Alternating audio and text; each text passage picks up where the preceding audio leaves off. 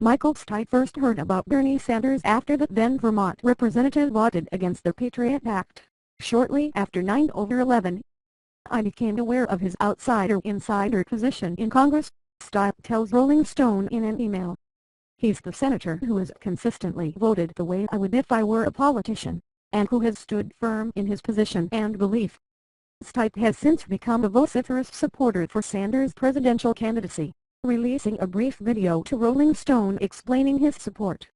In art and in music, I seek out and listen for honesty and realness, Stipe says in the clip. That's why I'm backing Bernie Sanders for President of the United States. In politics, he is the person who is offering me the most honesty and the most realness. The former R.E.M. frontman says his positions on civil rights and other social and political issues are nearly identical to Sanders. I'm a feminist. I've marched, supported and fought for black rights, privacy rights and LGBTQ rights. I'm deeply concerned about the environment. I'm completely freaked out by fracking, Stipe says. Sanders takes positions on all of these issues that have outshone any other candidate that I've seen, and I have looked, believe me. I identify with him. I'm a proud liberal, but I also lean more center when it comes to policy.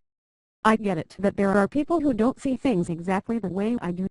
I've been around long enough to see when a politician is whiffling or dodging hard questions, or trying to alter or rewrite the positions they have taken, adds the singer. Sanders is refreshingly not that. Listen, politics is not easy, and America is so vast, there are lots of different viewpoints out there. It's refreshing to have a candidate who speaks his mind, who makes sense, who isn't demagogic. His appeal and his honesty, once people see who he is and what he stands for, is perfect for now. It's very 21st century. It is idealistic, but also realistic. Last year, Stipe came out against politicians who used R.E.M.'s music without the band's authorization. After Donald Trump used the group's 1987 hit "It's the End of the World as We Know It" and "I Feel Fine" to reinforce his thoughts on the effects of the Iran nuclear deal, Stipe commented, "Go fuck yourselves, the lot of you, you're sad, attention-grabbing, power-hungry little men. Do not use our music or my voice for your moronic charade of a campaign. While we do not authorize or condone the use of our music at this political event, and do ask that these candidates cease and desist from doing so, let us remember that there are things with greater importance at stake here," the band wrote later that day. The media and the American voters should focus on the bigger picture, and not allow grandstanding politicians to distract us from the pressing issues of the day and of the current presidential campaign. Stipe, a self-described activist who has voted as a Democrat since he was 20, says traveling the world has allowed him to see how other countries view the United States, both positively and negatively. "I hope that Sanders would pull the moderate thinkers and left-leaning thinkers together and help restore some true version of democracy to our country if he is elected.